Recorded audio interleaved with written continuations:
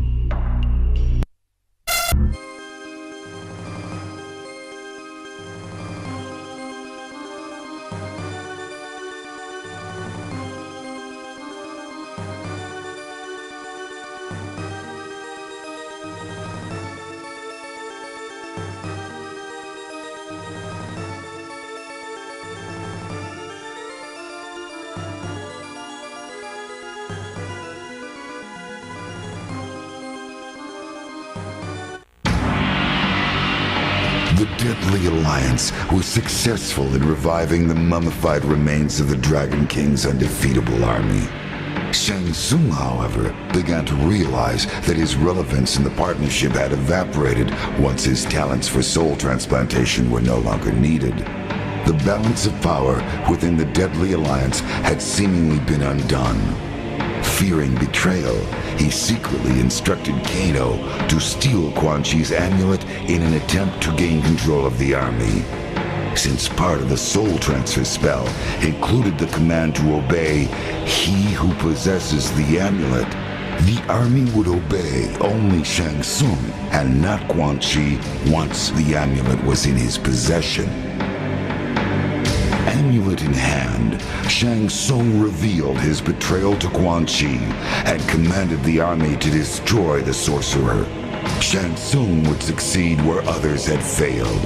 He would conquer the realms. He would conquer Earth.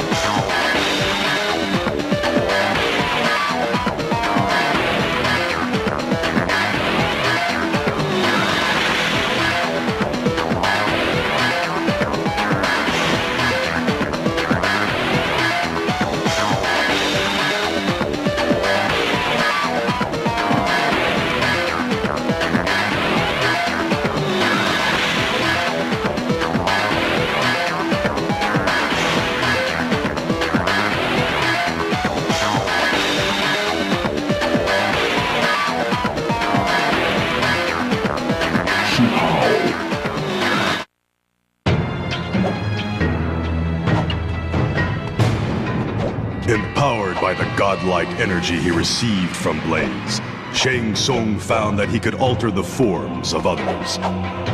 Enraged that he was denied the prize, Shao Kahn charged the sorcerer.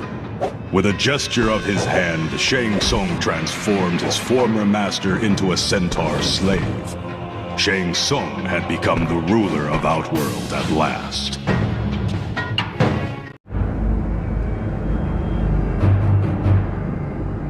Impressed with Captain Marvel's fighting ability, but angered by his defeat at the hero's hands, Shang Tsung sought to create a race of super warriors. They would have Captain Marvel's abilities, but would be a perversion of the hero's image.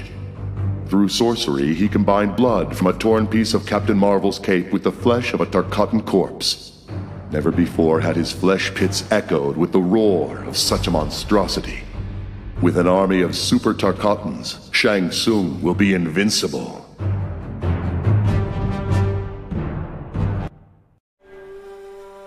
Shang Tsung voraciously consumed Shao Kahn's soul, absorbing his immense power. Overwhelmed by his newfound sorcery, he fled to Outworld. Moments before suicide, Shang Tsung was visited by Bo Rai Cho. The mentor of warriors offered to teach him to control the dark magic, but for a special purpose. Liu Kang had become a god. The power had corrupted him, transforming him into a tyrant. He needed to be stopped. After rigorous training, Shang Tsung mastered the one technique that could finish Liu Kang. Vengeance would finally be his.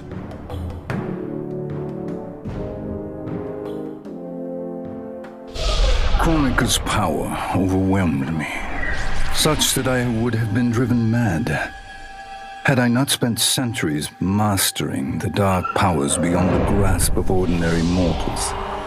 Now, I am the master of time and fate.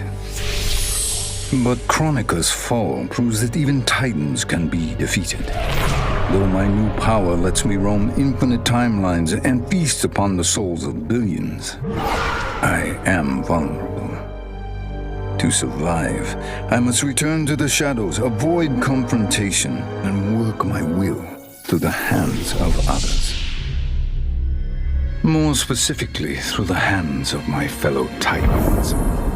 These monstrous beings are plied easily by appealing to their greed, vanity, and fear. Through them, every soul in eternity bends to my influence. In my new era, morality will be exposed as the illusion it is. The cunning will prosper, while the good suffer. This is the word of Shang Tsung. Have a nice day. After escaping Lei Chin prison, I was hounded by the Imperial Police. I needed a place to hide and to recuperate while I plotted the best way forward. I knew the remote canton of my youth would be perfect. To escape capture, I traveled by sea. Little did I know that a gargantuan storm was brewing. My tiny craft was smashed apart. I closed my eyes, waiting to drown, hoping that the Netherrealm wouldn't claim my soul. But when I reopened them, I found myself not in hell, but on a deserted island.